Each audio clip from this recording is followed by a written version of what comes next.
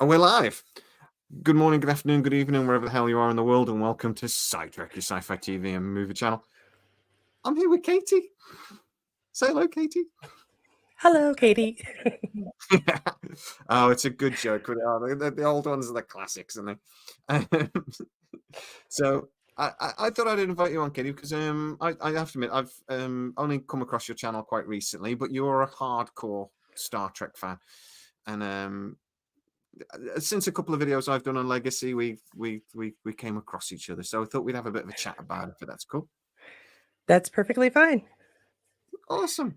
I don't know if you guys got that. I've got a little bit of a delay on you, Katie. Sorry. So if I talk over you, I'm sorry, because I don't know. It's because you're so far away in America land. I apologize. I think it's possibly because my kids are here and they're playing on the computer, and it's possibly my internet that's causing the lag. But it could be on my end as well, because my husband is a computer security professional who works from home, so our computers are always very busy. Well, he really should be putting our video in. I have echo. Computer, stop. Oh, I should probably unplug mine because it's probably going to set mine off at some point. But anyway, so before we get into Legacy, I'd love to know sort of how you feel about Star Trek, because I've talked a lot about how there's been a bit of division with the Star Trek fans, particularly the older Star Trek fans like me. Yeah, I'm no good with the division of it. I mean, I have favorites and ones that I would prefer to watch, and I've watched, Voyager probably at least 20 times through. No, hands down, probably the one I've watched the most. But I grew up with the original series. I follow all of them. I just love the universe of Star Trek overall. Yeah, I think that's. I think Deep Space Nine was my favorite. If I think I loved Voyager. Do you know what? I think some of the best episodes were Voyager, and I think like Scorpion and episodes like that. My God, they were good. And series finale, hands down, Voyager. They actually like ended the series well. Yeah. TNG went out on a bit of a whimper. Deep Space Nine, the finale was like 3 episodes before the end, and then it sort of fire gods. Yeah. And that went out of a whimper. But the Enterprise finale, let's just pretend that didn't happen. Good. People hate that episode. And I was like, it would be a good like series finale. It was just a bad like series finale, if you know what I mean, like a season finale. It would have been quite good. But Voyager's was brilliant. Was it called Equinox? Is that right? I always forget. I can never remember. Equinox was one of the part 1, part 2s. I think that was season 3 season 3, because Scorpion was at the end of 4, wasn't it? Yeah. So Equinox was a whole different situation. So I do remember that. I do remember some of the titles, but my favorite episode, one of my favorite episodes ever, was Enterprise, and it was the one with the Borg in, and Regenerations. I love that episode. That's one of those episodes really you'll actually go back and find and watch over and over again, sort of thing. There we go. Endgame was the finale. Yeah, as soon as you say it, it rings true. So, what do you think about the new Trek then? Is there stuff you like about it, stuff you don't like about it? Well, I think that people are looking for the classic story, and you're not going to find that as much in these new ones, with the exception of Strange New Worlds. And I think that brings more of a variety of storytelling types. So we get more fans because, maybe they just want the cartoons. Maybe others were looking for a strong female leader like we had in Janeway, and that's where Discovery comes in. I think that if you look around, you might not find that every Star Trek is your favorite, but you're going to find one that you enjoy, even if you are not a Trekkie. And so I love the variety personally. And that's always Secret Hideouts and Gene Roddenberry's kids, whose name has just gone out of my head. Roddenberry Jr. That's not his name. But he was sort of saying that there's a Trekkie for everyone. And I'm sort of like, well, we had TNG and Voyager and Deep Space Nine, and Trekkies pretty much universally love them. Why can't they do Star Trek that And because personally, I can't stand Discovery. I tried. I really tried. Um, I don't think I've managed to get. Every time there's a new season, I'm going, right, damn it, I'm going to sit. I'm going to watch this, and I never get through it. I always just get. I just don't like it. I don't like the characters. I think they're so forgettable. Other than the chap, oh, I've forgotten his name. I want to say Siru or Niru. The poor Saru? son, that guy. Yeah, Saru. Siru. I was pretty close. Yeah. For considering I've never really watched it. But I just look watch him. I'm thinking that poor actor. Like, that must hurt so much. And I'm just like, I really sympathise for him. But I just really, other than the episodes with Michelle Yeoh and Empress, the Empress, I just adored those episodes. I don't like it, but yeah, Empress Giorgio is just the greatest. Other than that, I don't like it. That's perfectly fair. My family, who are the classicists, do not care for it simply because of the change in the Klingons in the first season. And I'm like, if you can get past that, okay? We all had to get past the changes in the Klingons in the movies. And then when Worf steps on the bridge of the Enterprise, we all had to get past that. And then we all had to get past the woman being the captain of a ship. And then we all had to get past, or well, not in the right order, but we all had to get past a black man being in command of a station. It seems that a lot of times we as Trekkies get really upset at the Star Trek we've been given. And then 10, 15 years later, we adore it. So maybe in time. Maybe. I have to admit, I didn't like Voyager straight away. I think I actually stopped watching it, and then I caught it when I might have been a bit of a boy about this. Obviously, I saw Jerry Ryan, and I thought I might watch that. But I was about 21 years old or something at the time, so Fair. Totally I've fair. grown up a bit since then. Not a lot, but a little bit. But then I adored it, and then I went back and watched it again. And actually, fair, I think I felt the same way about Deep Space Nine at the time. I didn't really like it at first, but I didn't like TNG at first. I didn't think it was very good. But I always think almost every great show I can ever think of, the first seasons, they're finding their feet and they've got a lot of story to tell. Yeah. So it's not maybe exciting, and you've got to fall in love with the characters and stuff. So it does take a bit of time to get into it. But then Voyager probably did become my favorite show. I just loved it. I think Deep Space Nine is the best overall, but for me anyway, because I just love the wars and stuff. But out of the new stuff though, it's the animated stuff I love. I adore Lower Decks and I adore Prodigy. I think it's great. I really, really love Lower Decks. I have a love-hate with Strange New Worlds. I love an episode, hate an episode. Love an episode, hate an episode. But overall, I think the characters are so good. It's okay. So even if it's an episode I don't like particularly, the characters are so good. There'll be something there I enjoy, sort of thing. Yeah. Other than the musical can bugger off. But I try to erase that from my brain.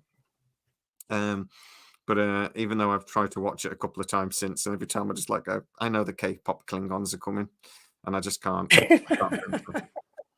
But yeah, the first season of Discovery. No, you say like we had to get over a black captain or a female captain, or well, it was a commander and all these things. I think that's like Trek stuff. The problem for me was I had issues when they mess with canon so much. And it's not even that they messed with canon; they made the Klingons look weird.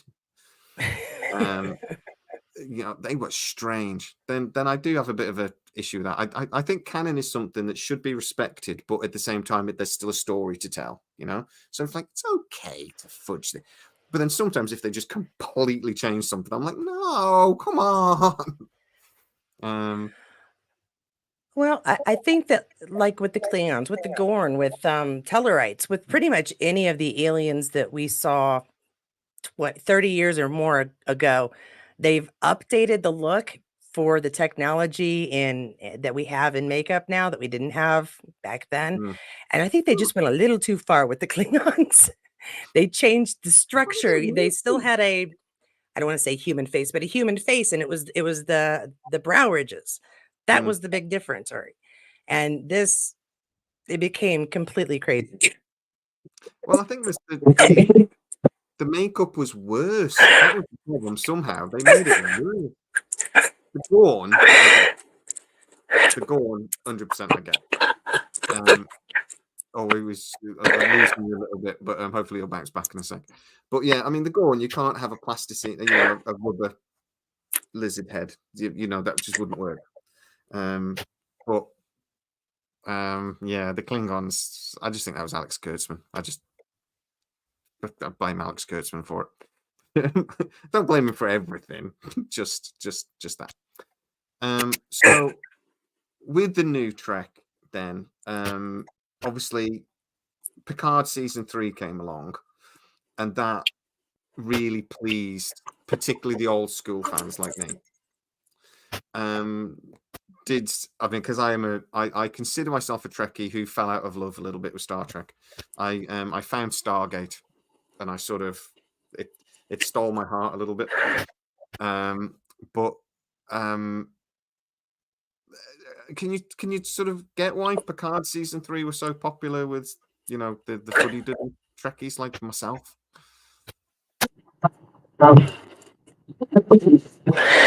We can't hear you. Oh, okay. I'm sorry, we can't hear you. I think it's probably good if we sort of drop you out, and I'll just waffle for a minute and bring you back in. If that's right, because sometimes it's just like a restart is all you need. All right. This keeps happening. So let's just see if I would think. Sometimes it's just that's enough, to be honest. Nope, she's going to drop out and come back in a sec. So this is 2 live streams in a row now that I've had issues with the internet. And actually, our mate Mike is in the audience at the moment. And so you know what I'm talking about. You with your bloody internet. Anyway. Better? No. No, that's actually worse. You might have to do a restart. I'm so sorry. Sometimes you have to restart the computer. All right, be back in a sec. It's not StreamYard, Mike. It was you. I've been using StreamYard with other people. It was your internet, mate. So don't try and blame the internet. Right. Let's have a look. Yes, Ken, turn it off and on again. Fixes everything. Damn it. Let's have a look at some of the comments. Let's go back through. Is your personal Star Trek preference for a serialized series or an episodic series? That's a bloody good question, actually. Slacker guy. I want a bit of both. I like when you have the ongoing story arc through a series, right? And I'm thinking something like series, not sci-fi now, but series like The Mentalist, or even like CSI Vegas, when they had like the ongoing story arc through. Those are sometimes the best episodes. They were brilliant, and you sort of want that threat that is so big it needs more than one episode. So that's great, but I don't want the Discovery one story. I think they're boring. And to be honest, the threats in Discovery have been so ridiculous that it's just like the burn. What the hell were they thinking with that?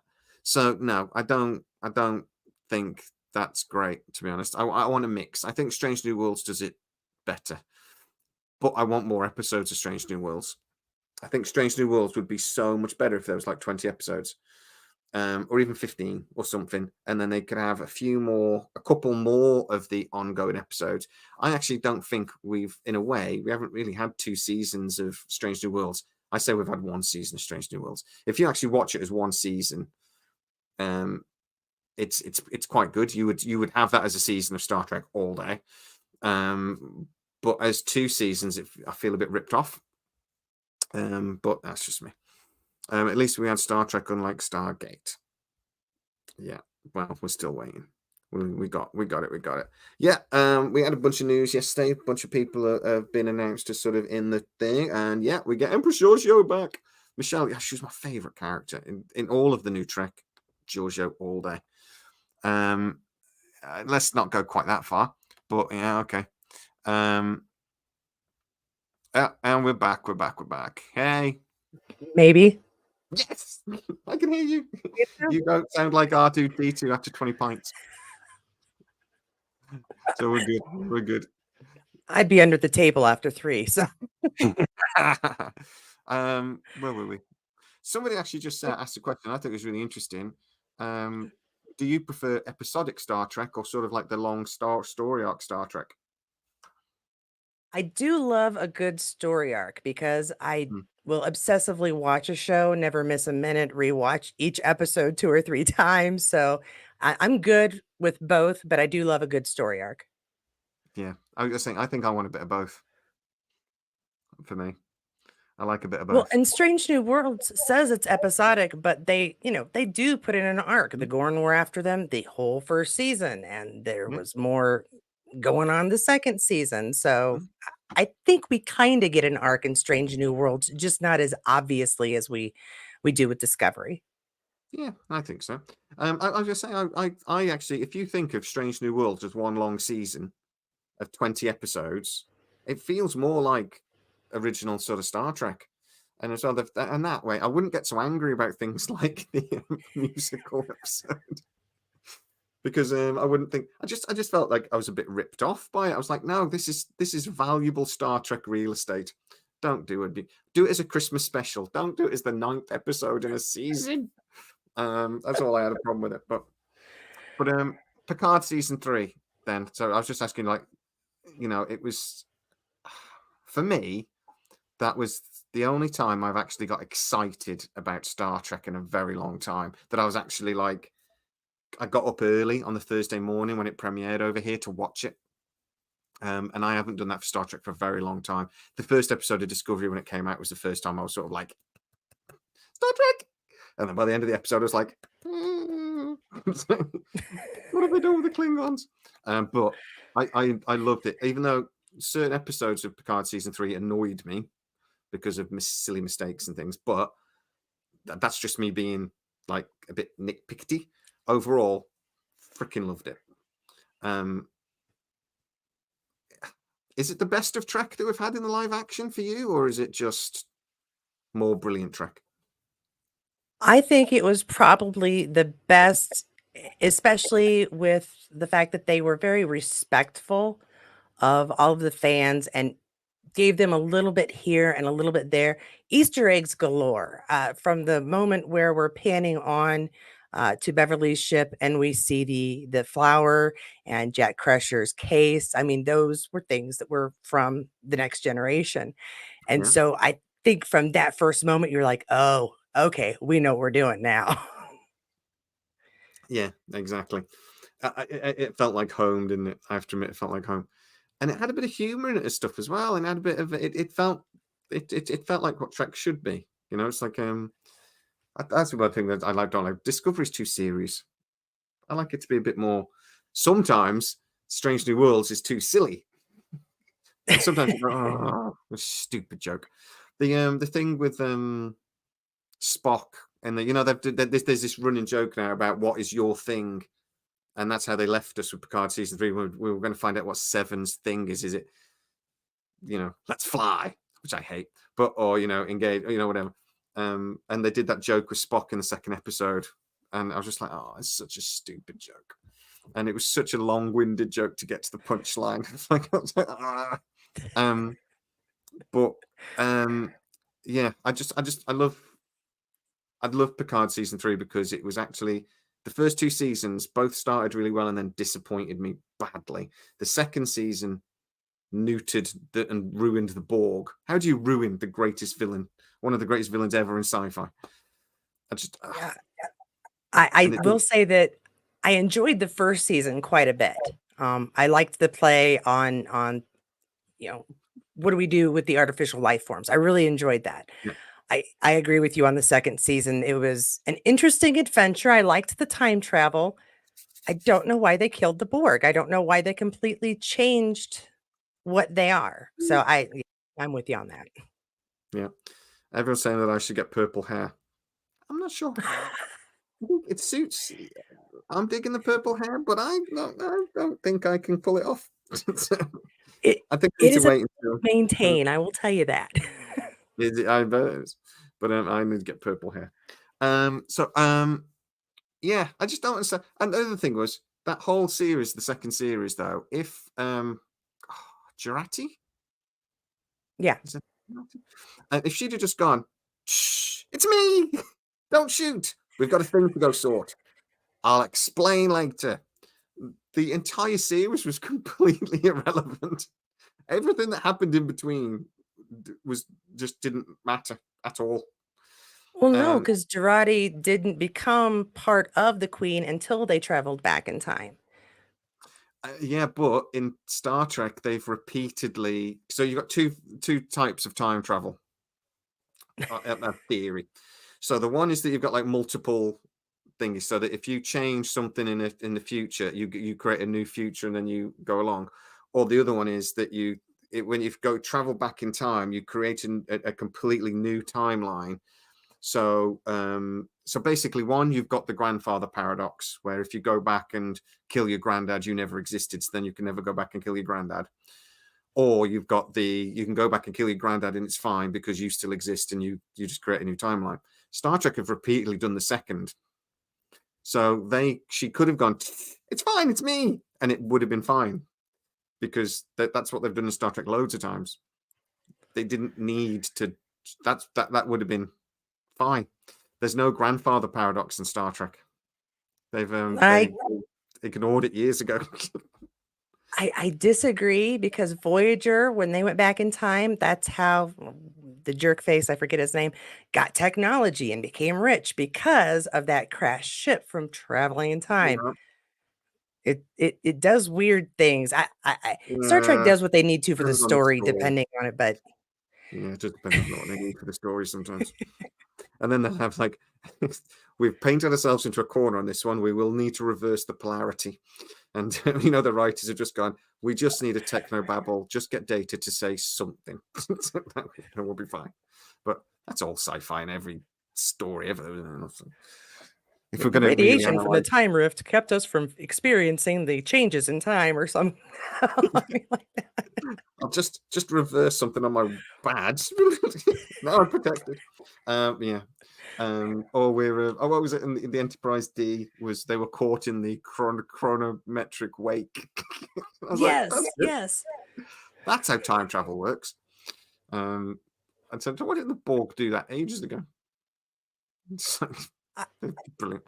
That's my favorite. Tachyons. I don't think that's how you spell it, but that's tachyons. I've got to love a good tachyon. Tachyons always cause trouble. So, legacy, and that's why we're here. Let's be honest. Do you want to tell us a bit about because I have watched your video on Letters for Legacy, and I actually shared it on my channel, so a few guys here might hopefully have seen it too. But tell us a bit about Letters for Legacy, how you got involved in it, and what they're trying to do. I've just noticed your shelving in the background, by the way. That's amazing. That's so much better. That all of it, all the shelving's brilliant. I just did that, and I thought that took me ages. This has been a project. Yeah, it looks cool. Right, so you've got a couple of Stargate faces up there as well.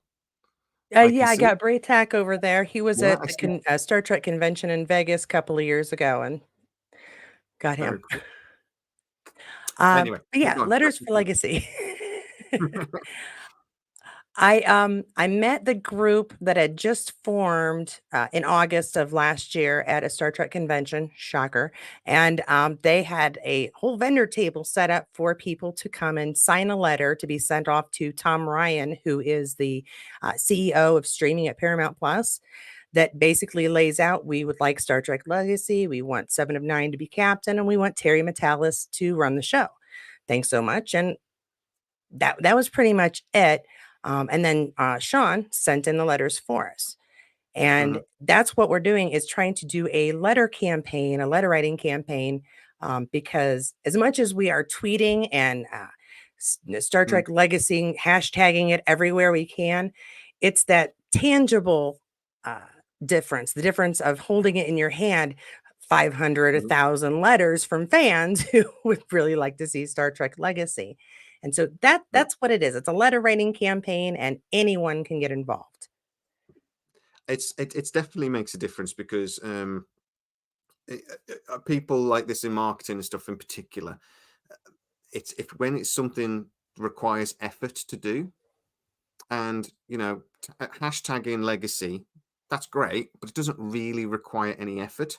So that helps them. So because I'm very involved in, I've been trying to, I talk a lot about Stargate, and we're trying to get Stargate to come back. So I've been learning about all these different things, and how can we, influence Amazon and MGM to bring back Stargate, for the love of God.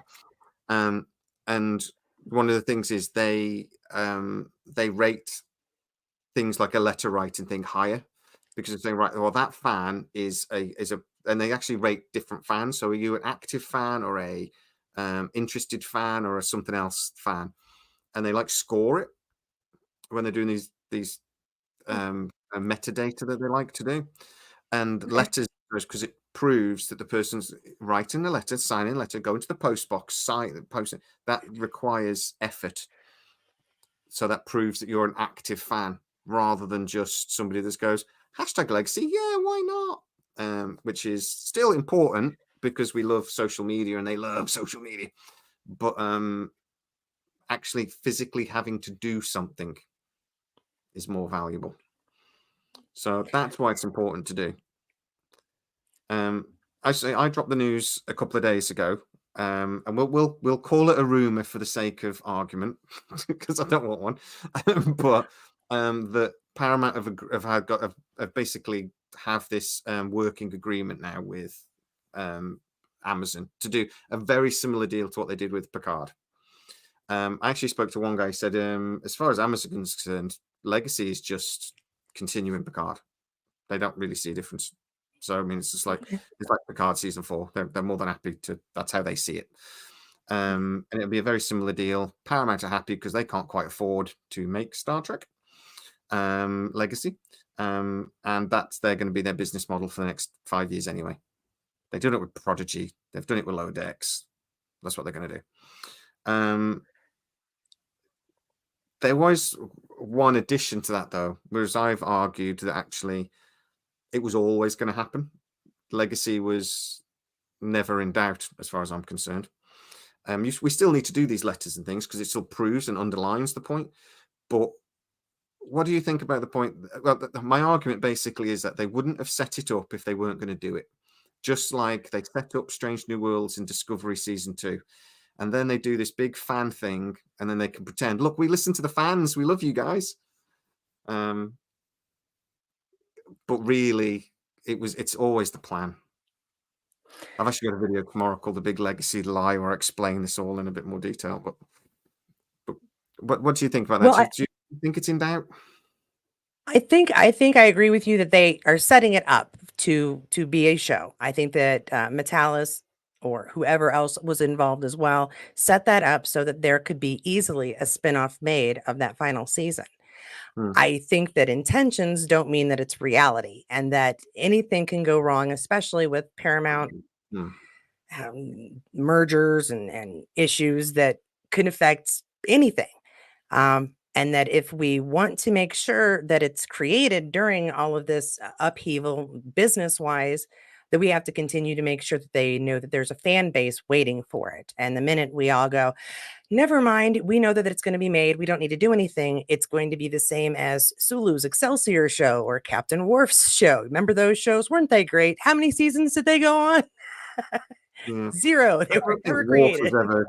I know the Sulu Excelsior show nearly happened, but I don't think the Worf show was ever actually serious. Was it? I know Michael Dorn kept talking about it, but I don't That's think the it was thing, ever is you actually. have so many people who are prepared and ready to do it. Hmm. If the fans aren't vocal about it, then the studios are not going to give one care one way or the other what we want. Well, yeah, I always think that there's this thing about, oh, that's just fan service. And I'm like, when did that become a bad thing? When did doing what the fans want become a bad thing?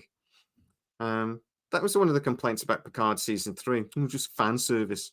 Yeah, I'm a We fan. appreciate it. 30 years of fandom, man. We've been, yeah, we earned a little fan service. Thank you very much. Right. Especially Lower Decks is fan service. Yeah, I love it. It's brilliant. I love it when they mention episodes of TNG and they make jokes about TNG. I love it. But yeah, I think, yeah, there is a difference between this being the plan and then this being greenlit. And that was one of the arguments when a couple of people jumped on my video and sort of said, it's not in development. No, never said it was. I actually, at the end of my video, say, cautiously, Paramount are getting new owners very soon. The chances are. You might get a new manager come in and go, we want to do something completely different with Star Trek. There are people at Paramount, according to one person I speak to, that want them to do something completely different with Star Trek. The one person I spoke to says there's a belief with some executives at Paramount that Star Trek has become confusing, that there's too many timelines. We've got the movies and this TV series, which are different universes, and us Trekkies get it, but like casual viewers don't, and they're like, why is everything different? It's like, and I can kind of follow that, because I think there's that within the fan base, there's that disagreement. Yeah, there can be, especially when it comes to Canon. They're like, well, they said specifically that, I don't know, one little thing 30 years ago, and then they show something different now, and people get like really upset. But I'm pretty sure 30 years ago, they didn't predict that there were going to be a whole bunch of new Star Trek shows and that one sentence was going to throw off a storyline. Yeah. I think there's a yeah, I think with Canon, I've argued this loads of time, there is a line. Whereas goes, all right, you're taking the piss now. Let's go too far. The Romulans are good guys. No, no, they've always been sneaky.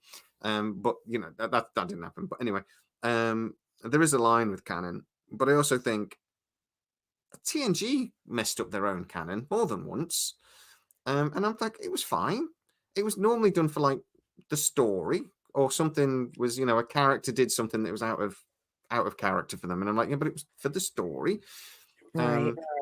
There is but there is a line. But yeah, some people are nuts on it. That's the wrong bolt. No, calm down. It's like, no. But also the change in technology. A load of people were really mad about Discovery, and they said that doesn't fit with the technology. And I'm like, yeah, but the original series, they didn't foresee, even TNG did not foresee the advancement in computer technology that then happened over the last 20 years. But the computer core of the Enterprise D, it was massive. And do you remember the one episode they were stood in it, and it's like a big oval? It was huge, and I'm like, that's that would be a desktop now. Well, and the high tech, everybody had a laptop on Voyager, and we were supposed to think that that's futuristic when we watch it now. Catherine Janeway has a laptop on her desk in the ready room. Yeah, and it's a thick laptop too. My laptop's thinner. Yeah. I like the little torches that they had. They used to hold that sort of thing, and they were quite strong beams. And like, oh, that's futuristic. And I'm like, no, that's like my phone. Just like my phone's brighter than that. But yeah, it is. It's true. So I mean, when they then have a new series of Discovery, or Strange New Worlds, they have to upgrade they have to change some things, because they have to upgrade the technology, because certain things just look silly now if they didn't. I mean, yeah, okay, we don't have replicators, but our computer technology is way more advanced than what we saw in the original series. AI.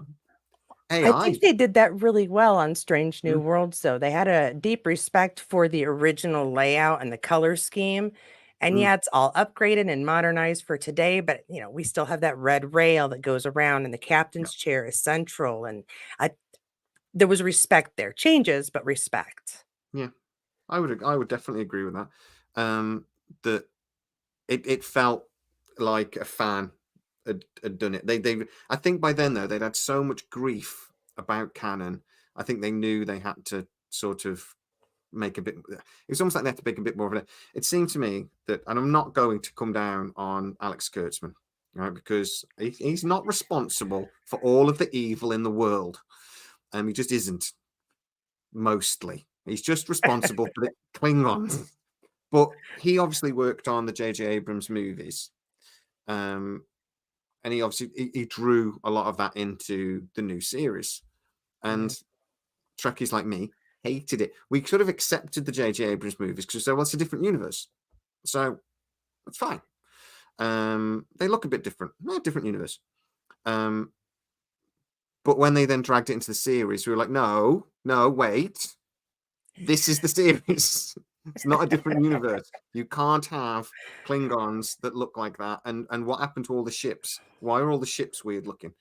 And it's like that sort of thing. So I think that's where that's where I started to get irritated anyway. So it's like, no, you're dragging stuff from the movies. And I love the films, but they're not Star Trek for me. They're good sci-fi movies, and I like them, but they're Yeah. not Star Trek. They just have a few similar names.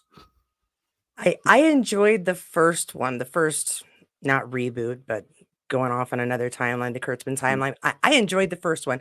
I disliked second and third one. I was like, that's not Khan. And the third one was just, I don't know. Seems like it was haphazardly put together, in my opinion, the story itself. I just didn't Yeah. enjoy those other two.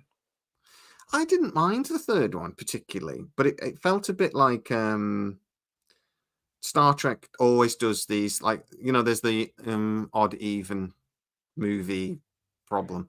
Other than in the first couple of films, they're like good film, crap film, good film. It felt like Insurrection to me. It felt like, it's like it's okay, but it's like they're not really taking it seriously. And there are elements of this film that's film make no sense, like Starbase. What was it? Starbase. It wasn't 001, was it? What was the Starbase in that? No. Oh, it's It going through my was head. no, it was a weird one though, is the thing is It had a name, didn't it? no. But then it had all these biodomes and stuff. I'm like, why? Why is the tunnel big enough for the Enterprise to fly through all the way through the base under the river? Why would they build that? To just build a side. In fact, so I was just thinking that makes no freaking sense at all. But again, I like parts of it. Parts of the film are pretty good. It's just Khan in the second one. Oh, I can't. And I like Cumberbatch, don't get me wrong, but he's not Khan. Well, the thing is, I think Benedict Cumberbatch is a great actor, and you have to work really hard to make him look like such a crap actor. So, from that point of view, I think they did really well. Yorktown, thank you, sir. It was Starbase Yorktown. Well done. You get a prize. Yes, there, thank you. That's Sean, who is one of our fearless leaders for Letters for Legacy. Yeah. Well, get a prize. Cake, Star Trek cake or something. I'm advertising Legacy though, so it's good. Oh, I've just turned off the Legacy thing. Oh, I gotta go all the way back through now and find it. La la la la la la la. Oh, I've got loads of you're people fine. commenting, so I might just have to write it again. I've lost it. Never mind, I'll write it again. Yeah, it's .org, isn't it? New comments. Boom. There we go. Right. So, There you go. but yeah, they keep talking about whether we're going to get another movie, and the most recent thing I'm hearing is that we're probably not. But we might get this prequel movie that they want to do. I was like, oh, for the love of God. The cake is not a lie. He's just said the cake is a lie. It's not a lie. I never lie. It's just that I'm going to eat the cake before I send it. I'll buy it though. There will be cake. It'll just go in my belly.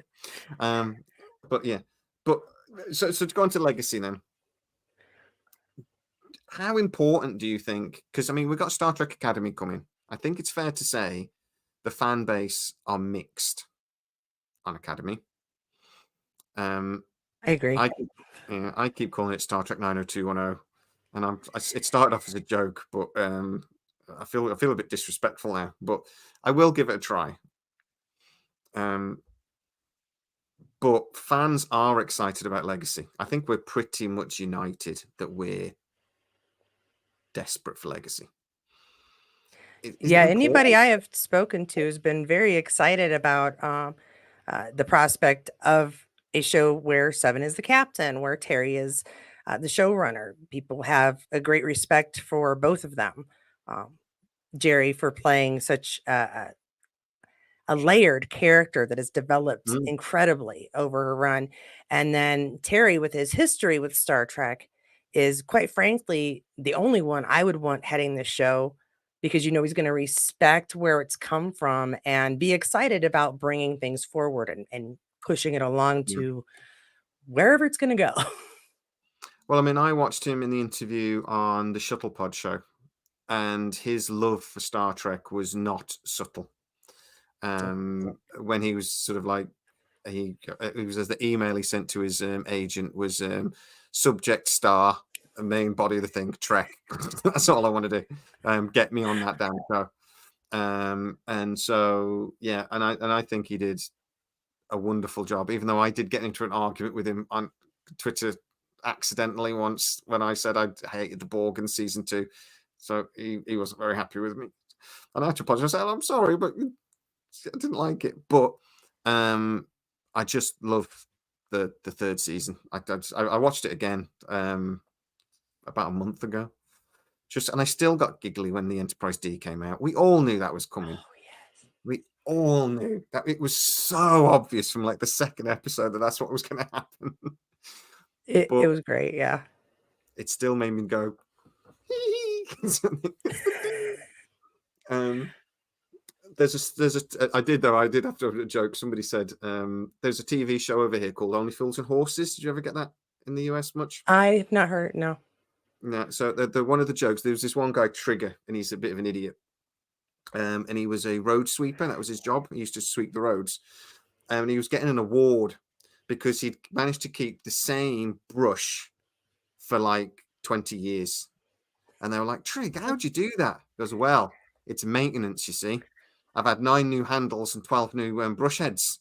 I'm like, oh, it's not the same brush then, Trig. Something. So that was the joke, that he'd actually not had the same brush. So, and that when the Enterprise D came out, I did think of that kind of the same, because it's not really the D. It's a bit of the D with another ship attached. But I still went.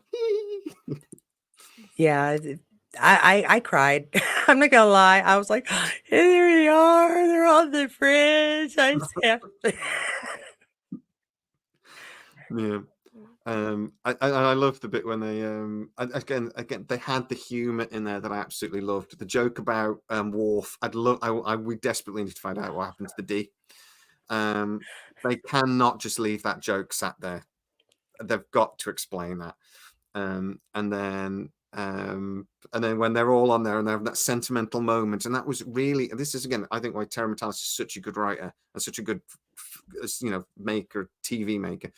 That doesn't sound right, but they're having that sentimental moment, and they're ready there to it could have got cheesy, it could have got silly, but then Worf just makes the comment, I prefer the weapons on the D and the E, and then they go, Worf. It's very good to be back. So I think that it was just that cut through the cheese, and it's like, I just thought that was absolutely brilliant. Yeah. I'm just hoping we go on. No, I was gonna say, Worf and Data, in their own ways, always seem to bring humor, and they're least likely to bring humor, and yet they are always the ones who bring the humor. And yeah, that's all I had to say about that. Well, yeah, so I didn't actually think Data was always my favorite character. I didn't love him in Picard season 3. I thought they could have used him better, but Worf was perfect. it was done absolutely perfectly. And Brent Spiner is still one of my favorite actors. I watch everything he does on YouTube, and the man is mental. I love him. But it didn't quite work. And the bit where he's sort of like flying through the Borg cube, I didn't love that.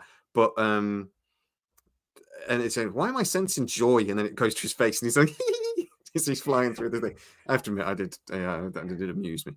But yeah, it's Worf was perfect there all the way through. He was absolutely perfect, and his relationship with Raffi just cracked me up as well. I just thought it was great. Yeah.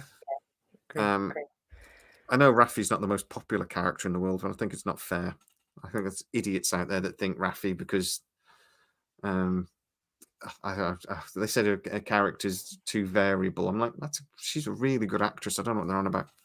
But unfortunately, we get bigots. I think that next to Seven, I think she's probably the most honest character because she wasn't just molded Starfleet and that's all she's ever been. She's Starfleet. She had problems. She's had family problems. She's had substance problems.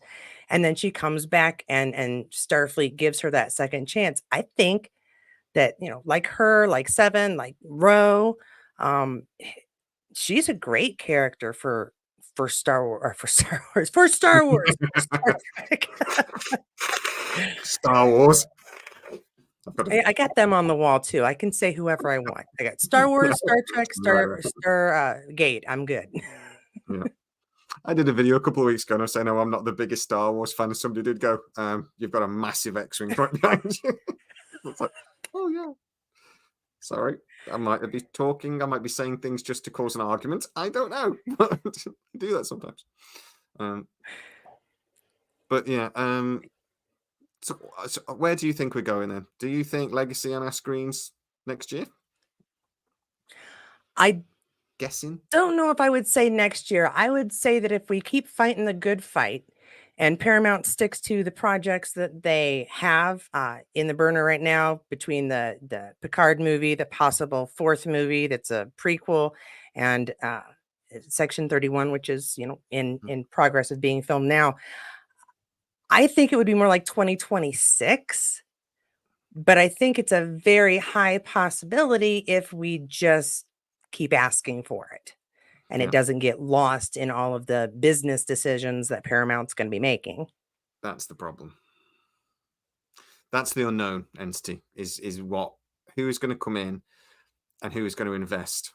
But if they continue doing what they've been basically doing of filming pretty much constantly, whereas they ended Strange New Worlds filming within a month or so. Oh well, the strikes have sort of messed things up a bit, but they started the Section 31 movie filming. They're planning to start filming Academy almost straight after that.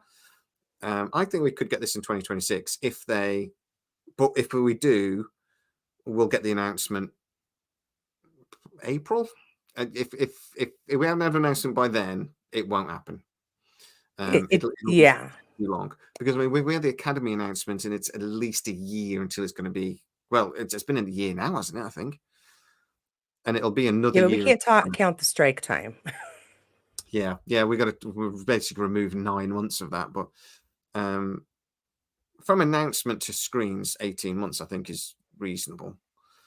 But yeah, like Zach Winfield says, it's a Star Trek Day, and I think that's in April, isn't it? I think. They should announce it on May the 4th just to wind Star Wars fans up. That's what I would do. Well, if they don't do it by then, they're going to have to wait until what, Comic-Con? Yeah. Which is a while. They don't tend to do that anymore, though, do they? They tend to announce things just with like a statement, and now it seems to be nowadays. And then they get all the actors on stage for the Comic-Con. That seems to be how they do it nowadays. I think they've got to a point where they realize they just can't keep anything secret anymore. So it's like we have to announce it, or they just won't. Or some idiot like me on YouTube will tell everybody anyway. So. I think that's how we found out Paul Wesley was going to be back on season 2 of Strange New World. Somebody captured pictures of him in Canada in full garb running around with Lon, and people are like, well, something's happening here. Yeah, he's back. Yeah, that's how we knew. Well, that's how we found out he was going to be Kirk, wasn't it? Pretty much, because we saw the photos from season 2, and they were Yeah. like, "Oh, he's going to be," because they filmed it back to back, didn't they? Season 1 and 2. Mm. So I always thought that was so weird. It's like, right, so he's so they're screwing with Canon again. I keep joking that Paul Wesley and Kirk, he's running out of excuses to go to the Enterprise now. It's going to be like, I've got my keys, so I'm back on the Enterprise again. The last time he was there, it was like, I've got some training thing. They didn't even really bother explaining it. It was like, I'm just here to shut up. Don't mention it. They might play off the La'an Kirk relationship for a little while as an excuse to bring him back every now and then. Oh, I'm here to visit an old friend. La'an, how you doing? And then they get sucked into a time warp and something. Again. Right. Katie, I'm sorry, I've got to make a run because I'm expected on another. So I'm going to go over onto. I'll be on MQ'd in a second, talking with a young American about Paramount. Actually, I think, at least in part. Okay. But yeah, I absolutely love chatting to you. Hopefully, we can do it again soon, particularly if we get an announcement on Legacy, or Absolutely. when I don't know. What's the next Star Trek thing coming out? Actually, we haven't got anything, have we? We're waiting for Discovery in April. I'm thinking that Lower Decks will be out this summer, and then Section 31 this fall. So Strange New Worlds probably not till 2025. Nothing that I know for sure, just guesses. Discovery. I tell you what, I will put my hand on my heart. I will promise I will watch Discovery if you come back and have a chat with us about it. But it might be a video of me going, I wish I'd made this promise. This is a stupid promise. I hate this stupid show. But you can try to be the voice of positivity. Okay. That's what I do. I'm here to spread positivity. If you don't mind, I also want to just remind people to go check out Letters for Legacy. If you visit my channel, you'll see that I'm running a little GoFundMe to try to get myself to another convention where I can go gather more. If you want to help me out, I appreciate that. And thanks for letting me come and talk about Legacy and kind of straighten out the what's going on. I just love having different people on the videos, and having someone to talk to. And I always said that the best thing about YouTube is the people you meet. And I've made genuine friends through YouTube. Not Harris and Stormy, they can both fuck. No, sorry, for my guys on there. Stormy's got he's our old American. We call him the resident American. And he's got quite a nasty infection in his bone, in his leg. It's really nasty. So obviously I immediately went, "You've got an infection in your boner," and then just literally no sympathy, no, they just mock him mercilessly for it. But luckily, our Stormy is on the mend now. He is getting better, and hopefully be back on our lives soon. I didn't even know you could get an infection in the bone, so. Oof. But he's on the mend. Okay. Katie, thank you so much. We will see you when Discovery comes out. I will make you come back. All right, there's a threat that I can probably live up to. Thank you so much. And guys, everyone in the comments, thank you again. You've been brilliant as always. We'll see you really soon. Say bye, Katie. Bye, Katie.